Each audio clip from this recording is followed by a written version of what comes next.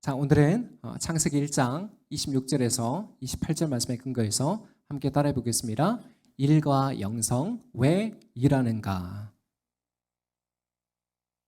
이러한 제목으로 하나님 말씀 함께 나누도록 하겠습니다. 요즘 제가 즐겨보는 유튜브 채널이 하나 있는데 장사의 신이라고 혹시 보신 분 계신가요? 예전에 백종원 씨가 나왔던 그 SBS 골목식당 기억나시죠? 그와 비슷한 유튜브판 골목식당이라고 이해하시면 됩니다. 이 채널의 주인공 장사의 신이라고 불리는 은현장 씨는 저와 같은 1984년생입니다. 젊은 나이죠. 이제 만 나이로 하면 38 정도밖에 되지 않는 그런 나이인데 20대에 자본금 3천만 원으로 치킨집을 하나 창업을 했어요. 근데 그 치킨집이 잘 돼서 나중에 프랜차이즈 사업으로 키웠고 2019년에 이제 그 회사를 매각을 하게 됩니다. 근데 그 매각 금액이 얼마였는지 아세요? 놀라지 마십시오. 약 200억에 해당됩니다. 3천만 원의 자본으로 치킨집을 창업하고 프랜차이즈로 키웠는데 매각했을 때 200억까지 갔다. 그러니까 장사의 신이다. 그렇게 불리만도 하겠죠. 이처럼 은현장 씨는 무려 30대라는 젊은 나이에 자영업계의 신화와 같은 그런 인물로 등극했는데 사실 그는 그 누구의 도움도 받지 않은 흙수저 출신이에요. 자수성가를 한 케이스죠. 그의 어머니는 수선집을 운영하셨고 그의 아버지는 얼음 장사, 얼음을 떼다가 파는 그 일을 하셨는데 그렇게 부모님이 가족들이 열심히 살았는데도 좀처럼 가난을 벗어나지 못했습니다. 10대 시절에는 그 네 식구가 지하 단칸방에서 살았다고 해요. 요즘처럼 비가 쏟아지는 장마철이면 혹시라도 집이 침수될까봐 수시로 밖을 내다봤다고 합니다. 반지하나 지하에 산 사람도 어느 정도 공감을 하실 거예요. 영화 기생충에도 나오죠. 폭우가 쏟아지니 어떻게 됩니까? 집이 다 잠겨버리잖아요. 결정적으로 부모님 일을 도우면서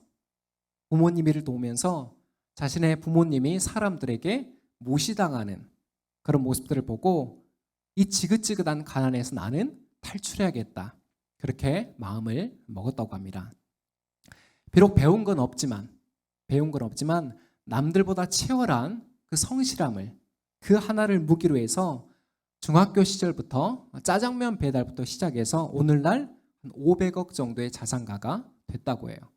뭐 건물들도 사고 여러 투자를 해서 그렇게 자산을 읽었다고 합니다. 하지만 이 과정 중에 마냥 행복하지만은 않았다고 해요.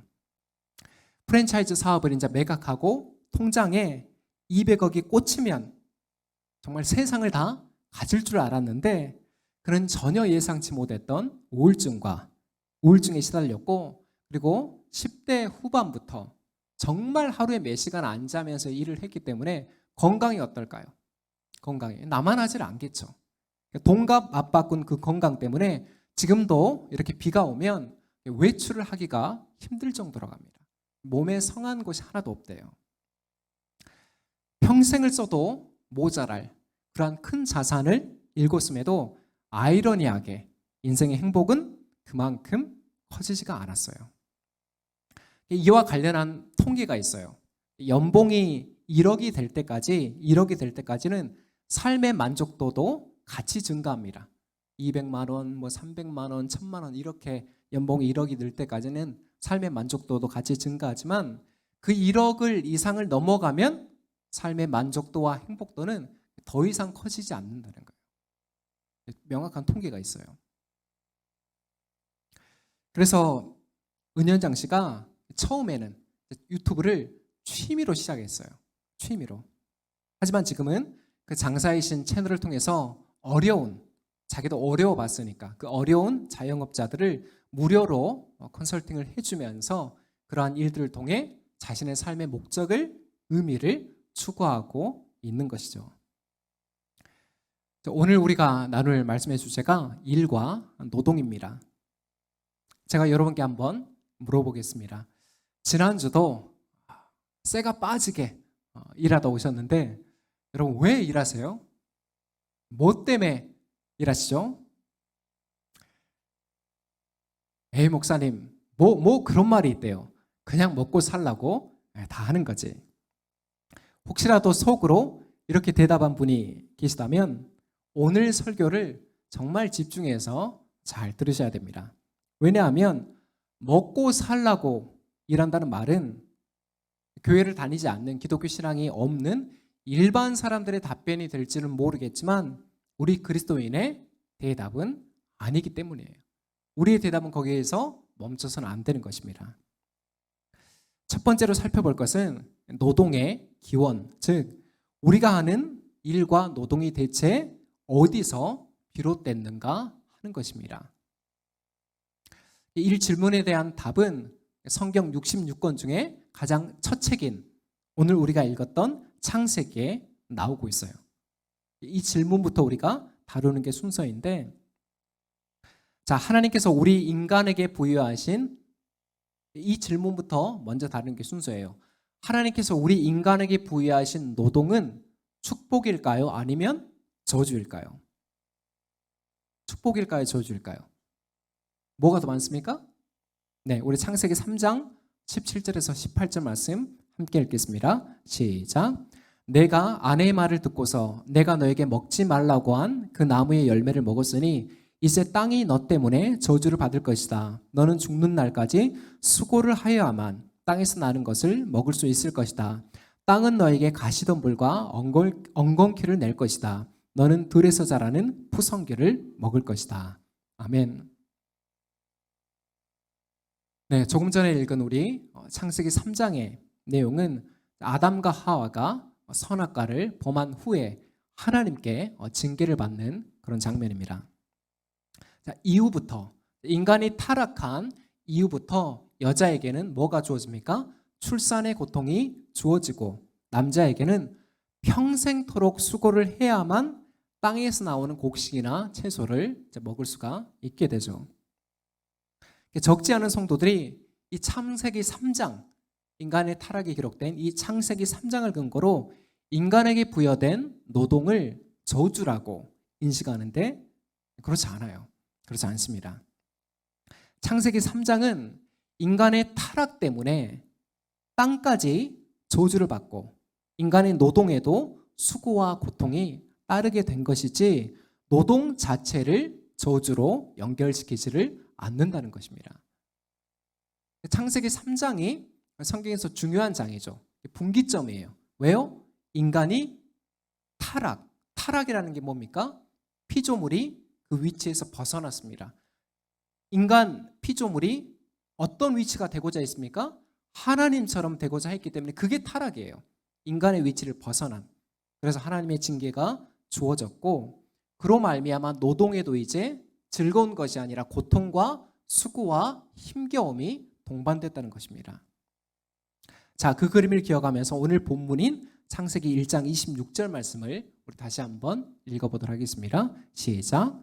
하나님이 말씀하시기를 우리가 우리의 형상을 따라서 우리의 모양대로 사람을 만들자. 그리고 그가 바다의 고기와 공중의 새와 땅 위에 사는 온갖 들짐승과 땅 위에 기어다니는 모든 길짐승을 다스리게 하자 하시고. 아멘.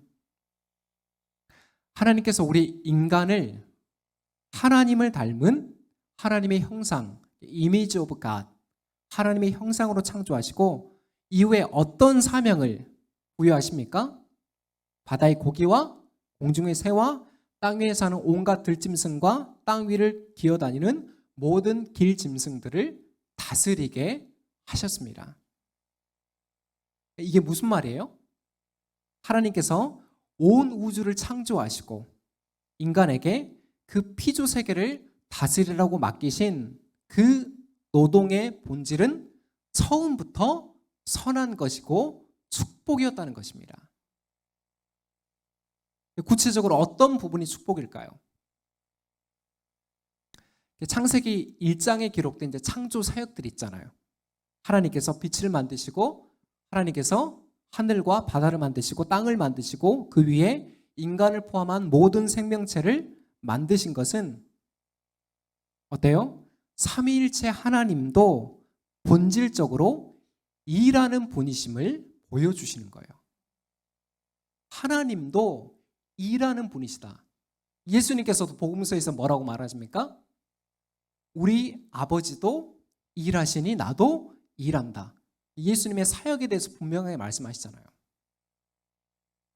자, 그래서 우리 인간을 하나님의 형상으로 창조했다는 것은 인간 또한 어떻습니까? 똑같이 하나님을 닮은 일하는 존재로 창조되었다는 거예요.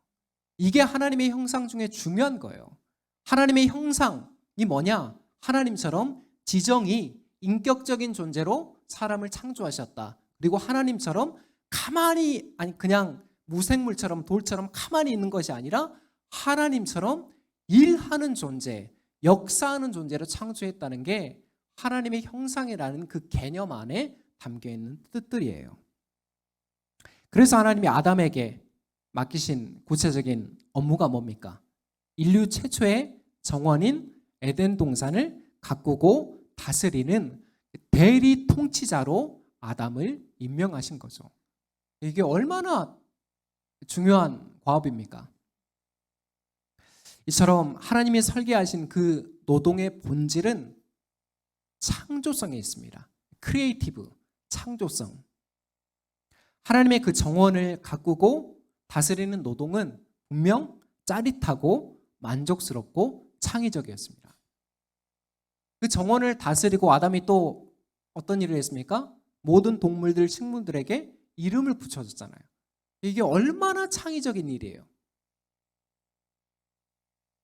이처럼 하나님은 인간에게 부여하신 그 노동을 통해서 만족과 행복 그리고 삶의 의미와 목적을 발견하게 하셨기 때문에 노동의 기원은 저주가 아니라 단연코 축복인 것입니다.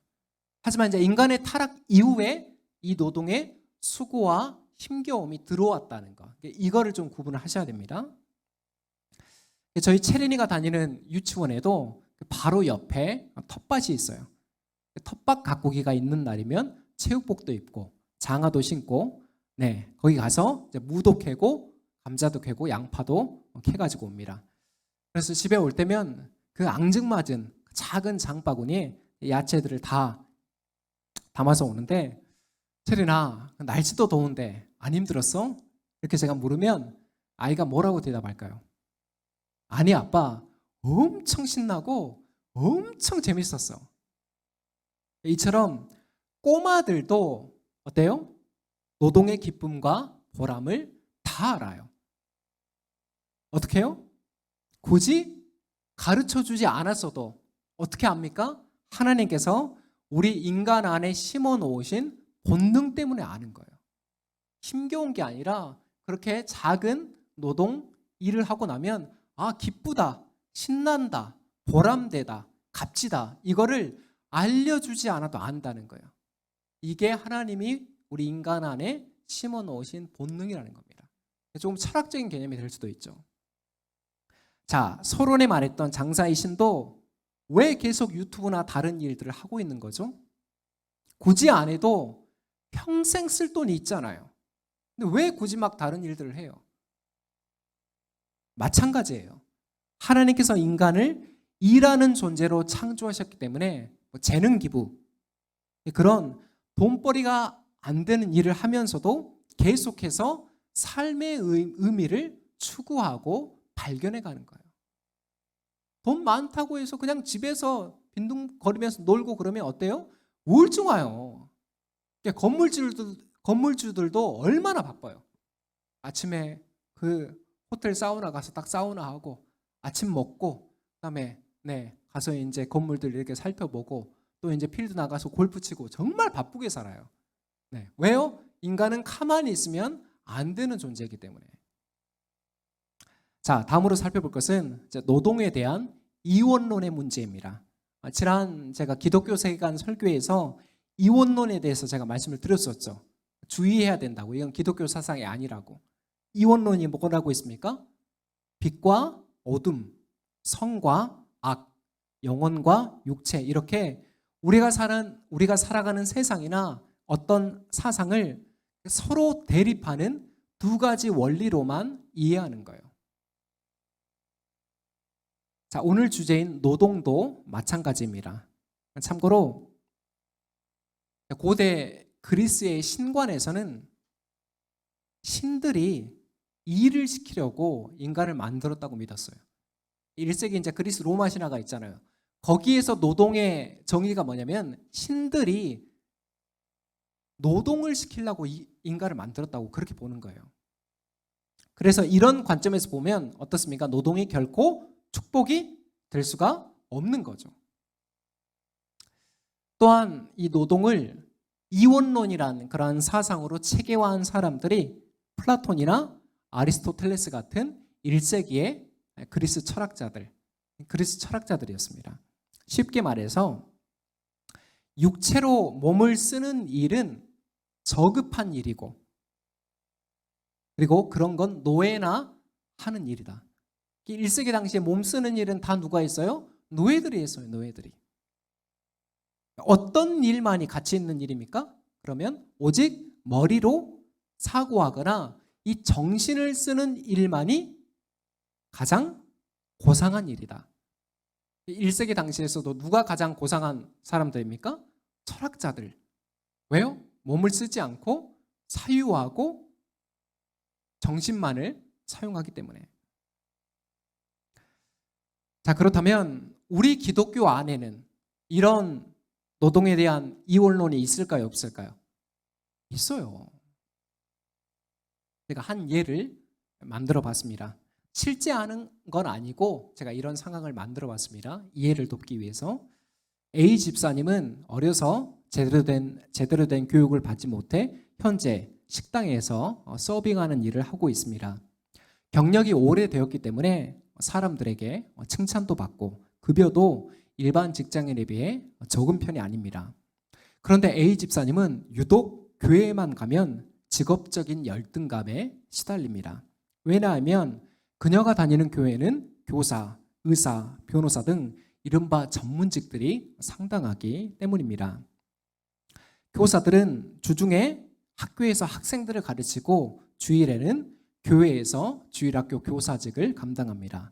의사들은 매년 진행되는 단기 선교 기간에 해외 나가서 환자를 치료하고 돌보는 그런 일들을 감당합니다. 또한 변호사들은 교회 안에 어려운 성도들을 대상으로 무료로 법률 상담을 해줍니다.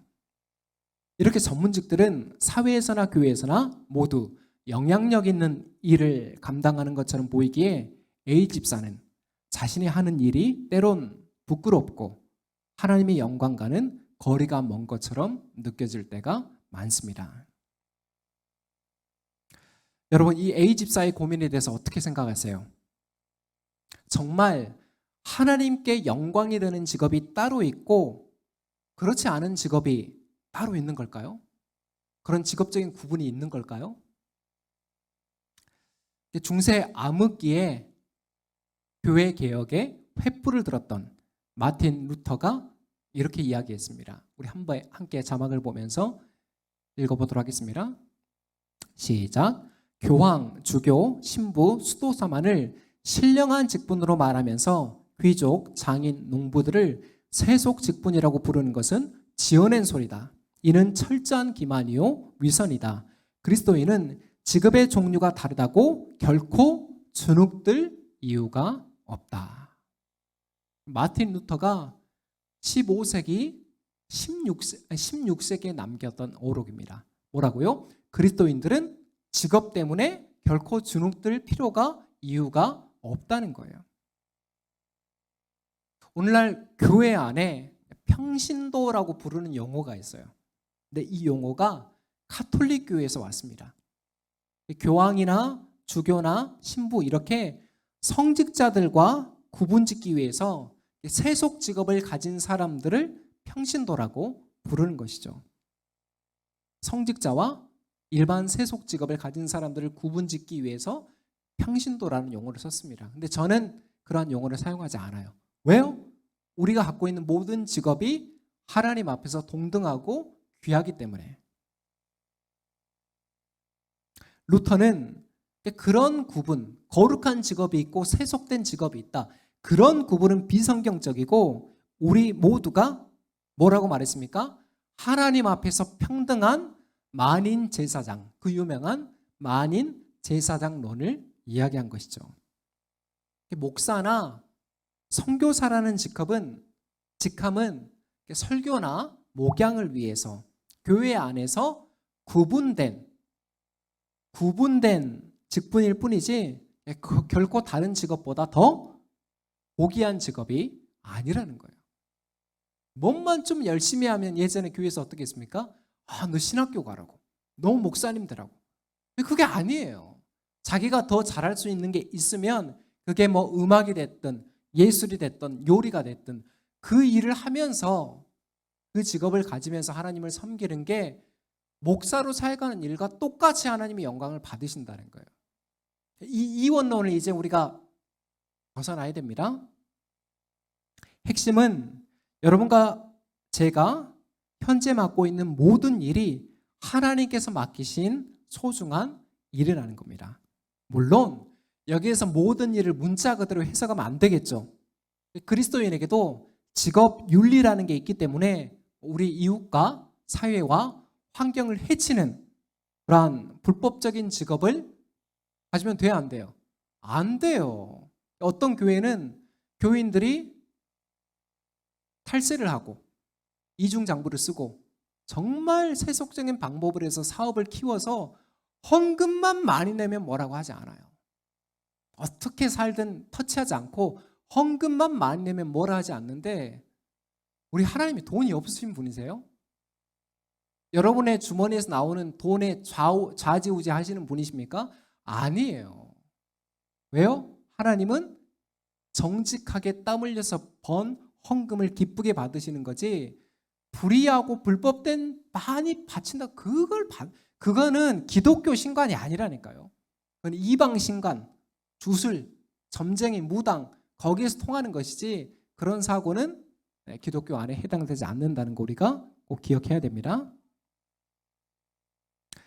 자, 우리 성도들 중에 A 집사처럼 자신의 직업을 메이저가 아니라 마이너, 인류가 아니라 이류라고 창피하게 여기시는 분들은 안 계시죠? 안 계시리라 믿습니다. 네, 그런 생각은 결코 성경적인 사고가 아닙니다. 또한 내가 사회에서 잘 나가고 무사람들의 동경을 받는 그런 직업을 갖고 있을지라도 결코 다른 사람들의 직업이나 일을 판단하거나 폄훼해서도 안 되는 것입니다. 왜요? 그런 사고가 하나님 나라의 가치가 아니라 세속의 가치를 따르는 증거예요. 기독교인들은 기독교 세계관, 기독교 가치를 따라서 삶을 경영하는 사람들입니다. 다시 한번 강조하지만 우리가 맡은 모든 일이 어떻다고요? 하나님 앞에서 동등하고 소중합니다. 더 거룩한 일, 더 세속적인 일, 더 귀한 일, 더 열등한 일, 이런 이원론적인 사고를 배격하고 우리가 맡은 자리에서 어떻게 하면 선한 영향력을 끼칠 수 있을지를 고민하며 그러한 실천의 걸음으로 나아가기를 축복합니다. 마지막으로 살펴볼 것은 우리가 속한 일터가 하나님께서 부르신 소명의 자리라는 것입니다. 뭐라고요? 우리가 현재 지금 몸담고 있는 발 딛고 있는 일터가 하나님께서 부르신 소명의 자리. 자, 앞서 노동이 저주라는 그런 오해를 살펴봤고 직업에 대한 이원론도 이제 걷어냈으니 이제 실제적인 적용을 살펴볼 차례입니다. 알다시피 자본주의 사회에서 우리가 살아가는 신자유주의 자본주의 사회에서는 직업 윤리가 이미 실종된 지 오래예요. 몇 달 전에 우리 경석이랑 몇몇 친구들이 교회에 와가지고 예배 후에 이야기를 잠깐 나눌 기회가 있었어요. 다들 올해 고등학교에 진학했기 때문에 미래에 대한 고민이 많을 때라서 제가 한번 물어봤죠. 너희는 나중에 어떤 직업을 택하고 싶어? 어떤 일을 하고 싶어? 그랬더니 입이라도 맞춘 듯 모두 동일한 답변을 내놨습니다. 자세히는 모르겠고요. 일단 돈을 많이 벌면 좋겠어요. 제가 다시 물어봤어요. 돈을 많이 버는 게 왜 그렇게 중요한 일이야? 왜 너희들한테 그렇게 중요한 가치야? 그러자 돌아온 답변은 간단했어요. 심플했습니다. 돈 많이 벌면 좋잖아요. 깊이 사고하고 숙고해서 나온 답변이 아니라 어때요? 세상 돌아가는 현상을 보고 그냥 나오는 답변이 돈이 많으면 된다. 이 대목에서 제가 아이들을 비판할 생각은 전혀 없어요. 왜냐하면 태어날 때부터 모두 다 자본주의의 세례를 받고 나왔기 때문에 직업을 선택한 일에 있어서 최우선적으로 돈을 고려하는 게 전혀 이상할 것도 없어요. 당연한 거예요. 자본주의의 세례를 받고 태어났기 때문에. 진짜 문제가 뭐냐면 그리스도인들이, 하나님을 섬기는 그리스도인들이 이 같은 세속주의에 젖어 있거나 일터를 단순한 밥벌이 이상으로 생각하지 않는 태도입니다. 얼마 전에 제가 김진수 장로님이라는 분을 만나서 교제할 시간이 있었습니다. 아주 유명한 분이세요. 김진수 장로님. 이분은 1992년에 이미지 솔루션이라는 IT 회사를 창업해서 18년간 직원이 500명 정도가 되도록 중견 기업으로 성장을 시켰습니다. 2008년에는 회사 이익의 10%를 사회에 환원한 그런 업적 때문에 성공한 아시아 기업인 50인상을 수상하기도 했어요. 이후에 2008년 서브프라임 모기지론, 글로벌 금융위기가 닥쳤을 때 그 어려움이 이제 있어서 2010년에 회사를 매각을 했습니다. 하지만 그 과정에서 이윤을, 회사를 매각하고 남은 이윤을 결코 홀로 독식하지를 않았어요. 회사 주식의 40% 가까이를 회사를 위해 헌신한 직원들에게 나눠줬고, 회사를 어떤 대기업이 이제 매각 사서 이제 합병을 했거든요. 그 당시 74명, 74명이 큰 혜택을 받았고, 그 74명 중에 6명이 백만장자 명단에 들어가기도 했습니다. 스톡 옵션으로 줬던 주식의 크기가 가늠이 되시죠? 그리고 혜택을 받지 못한 사람에게는 감사 엽서와 함께 특별 보너스를 지급을 했어요. 그러던 중에 2010년 7월 자신이 섬기던 교회에서 캐나다로 단기 선교를 떠났는데 도착해 보니 캐나다 원주민들이 사는 그런 마을이었어요. 원래 북미가 누구들의 나라입니까? 원주민들의 나라잖아요. 참고로 이 장로님은 강원도 삼척에서 가난한 농부의 아들로 태어났습니다. 근데 가정사가 참 불우했어요. 큰형은 알코올 중독으로 40대 세상을 떠났고, 작은형은 군대에서 스스로 목숨을 끊었으며, 누나는 학교 문턱도 넘어보지 못한 무학력자였습니다. 이처럼 남모를, 사회에서는 정말 성공하고 입지적인 그런 성공한 사업가였지만 남모를 불행한 가정사를 갖고 있었기 때문에 우연히 만난 그 캐나다 원주민들에게 계속 마음이 끌리는 거예요. 캐나다 원주민들의 처지도 똑같았거든요. 높은 실업률, 저학력, 도박, 마약, 이렇게 원주민들이 처한 삶이 자신의 가족사와 크게 다르지 않았던 거예요. 무엇보다 결정적인 것은 그 단기 선교 기간에, 원주민 마을에 머물렀던 기간에 하나님께서 그 장로님의 마음 가운데 주신 감동이었습니다. 자신을 그 원주민들과 비슷한 환경에서 성장하게 하시고 사업가로 성공하게 하신 이유가 바로 이런 사람들을 돕게 하심이 아닌가, 이런 사람들을 돕게 하기 위함이 아닌가라는 그러한 감동이 들자 다음 해인 2011년에 그 원주민 마을에 가서 그 원주민들과 함께 긱섬이라는 회사를 창업을 하게 됩니다. 그리고 현재까지 캐나다 청정 지역에서 자라는 자연산 송이나 고사리나 차가버섯을 재배해서 그 원주민들의 자립을 돕고 삶으로 하나님을 증거하는 비즈니스 선교를 감당하고 있어요. 사진 한번 보여주실래요? 네, 이게 지금 그 캐나다 원주민 마을에서 원주민들과 함께 그 수확물들을 재배하고, 또 다음 사진 넘겨주십시오. 네, 이렇게 함께 지금 계속하고 있습니다. 저랑도 지금 페이스북으로 연결이 되어 있는데 계속해서 지금 사업이 진행되는 과정들을 올리세요. 이 장로님이 은퇴하고 나서 아까 이제 매각하고 받은 이윤이 있다고 했잖아요. 그것도 자기가 세운 그 자선단체에 매년 우리 하나로 한 2억 5천 이상 계속 꾸준히 기부를 하고 있어요. 그러니까 돈을 허투루 쓰지를 않아요. 왜요? 자신의 삶을 돌아보면 자신의 사업가로 성공하고 잘할 수 있었던 이유가 자기가 잘나서 그런 것이 아니라 환경적으로 좋은 사람도 만나게 하시고 좋은 여건도 주시고 그거를 판단할 수 있는 지혜도 주시고 자기 능력보다 하나님이 주신 게 훨씬 많았다는 그 겸손함 때문에 자기가 고개를 쳐들고 떳떳하게 그렇게 행사하지를 않았던 겁니다. 하나 더 보여주십시오.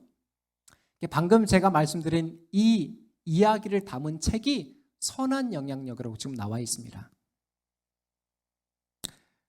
비즈니스 사업하시는 분들은 꼭 이 책을, 나나자매 같은 경우도 이 책을 꼭 구입해서 읽어봐 주시면 좋겠습니다.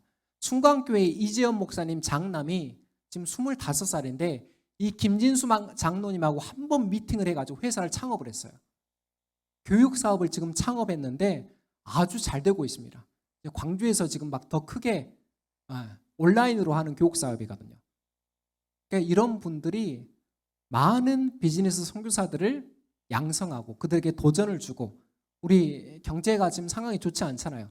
창업의 부분 일게 하고 하나님 나라의 관점으로 이 아주 귀한 사역들을 감당하고 있습니다. 네, 됐습니다.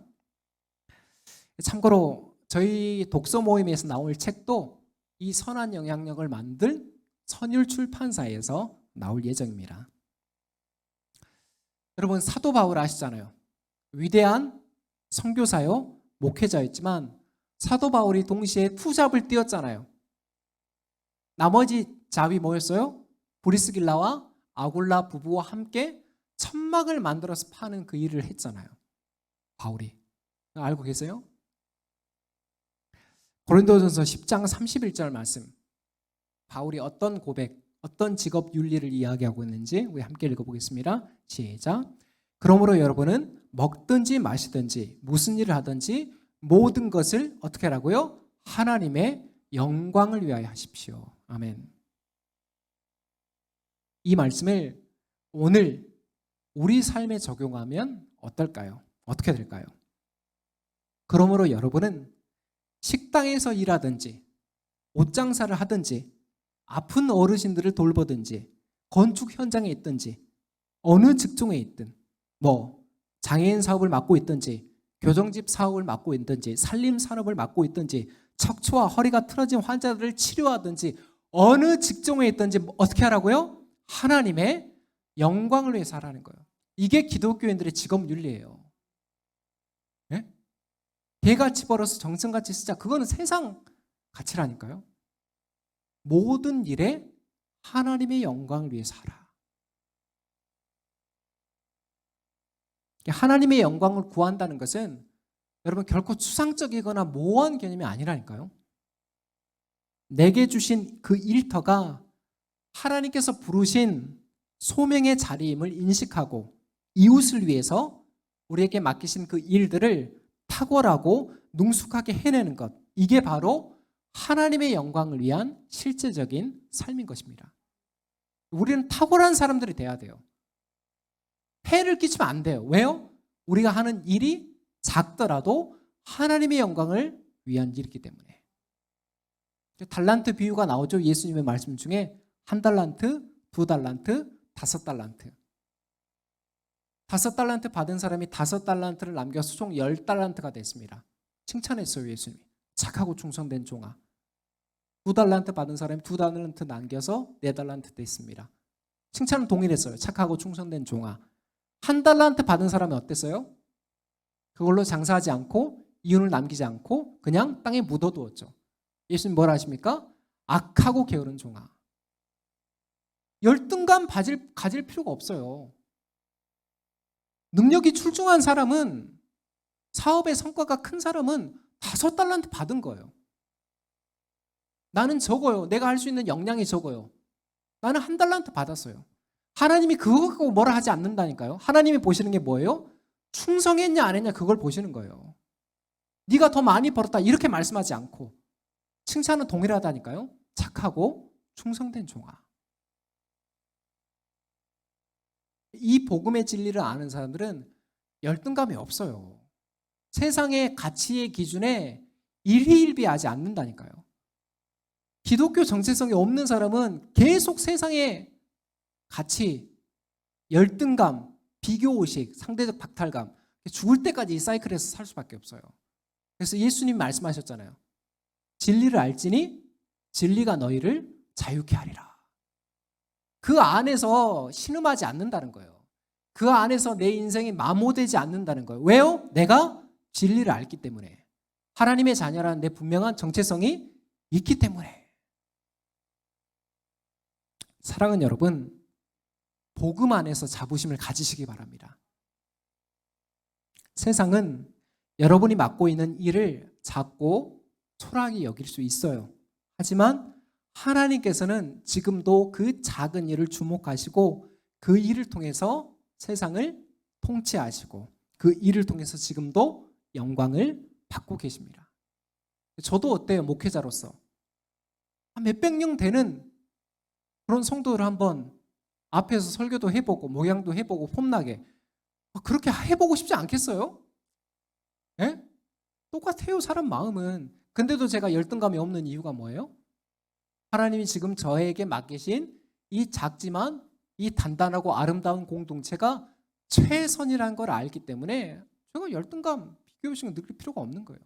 큰 교회 목사님들 만날도 쭈그러 있지 않고 당당할 수 있는 거예요. 내 컨텐츠가 있고 내가 목양하고 있는 사역수가 있기 때문에. 끝으로 요즘 제가 단기 알바를 하고 있습니다, 여러분. 여러분 모르시는데 아내가 관리하는 사업장이 충장로에 있거든요. 영상복합문화관이라고. 그 사업장에 인력 펑크가 나서 제가 이제 8월 첫 주까지 한 열흘 정도 일을 가서 돌봐줘야 돼요. 뭐 교육생들 이렇게 나오면 강의 틀어주고 노트북들 이제 세팅해주고 그 시간은 얼마 안 돼요. 나머지 시간은 제가 그냥 뒤에 앉아서 책 읽고 설교 준비하고 몸으로 쓰는 일이면 제가 이제 못하죠. 나머지 시간들을 제가 그냥 이렇게 준비를 할 수가 있으니까. 그래서 지난주에 이제 하루 제가 일을 하고 왔어요. 아침에 7시에 일어나서 씻고 준비하고 체린이 등원시키고 거기 가서 또 일 마치고 오니까 6시 반에 일을 마치거든요. 집에 한 7시 반 정도 들어오니까 거의 12시간 정도 밖에 있었던 셈이잖아요.